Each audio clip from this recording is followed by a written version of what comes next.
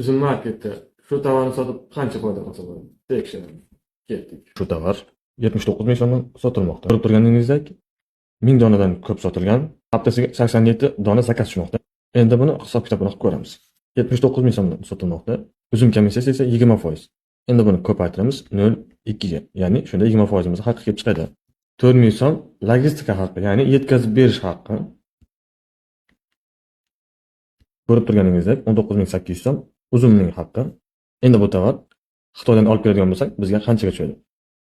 Xuddi o'sha tovar 7 yuandan ekan. 7 yuanimiz O'zbekistonda qancha bo'ladi? Hisoblaymiz. 7 yuanni ko'paytiramiz 1805 so'mga. Ya'ni 1 yuanimiz 1805 so'm bo'lmoqda. Mana ko'rib turganingizdek 7 yuanimiz 12635 so'm bo'lmoqda. Kargo haqqi bilan uzog'i bizga 25 ming so'mga tushadi. 79 mingdan sotmoqda. Ayramiz 19800 so'm. Ya'ni bu uzumning ulushi. Yana ayramiz tan narxini 25 ming so'm. Ko'rib turganingizdek 34200 so'm foyda qolmoqda. Endi buni ko'paytiramiz 87 shtukka. Ko'rib turganingizdek haftasiga 2 ming so'm sof foyda qilmoqda. Endi bundan ayramiz 500 ming so'mni. Ya'ni bu 500 ming so'm sizni rasxodingiz, reklama uchun, upakovka uchun, shunga o'xshagan mayda-chuyda rasxodlaringiz uchun 500 ming so'm ayirib tashlamiz. Ko'rib turganingizdek bu sotuvchi haftasiga 2 million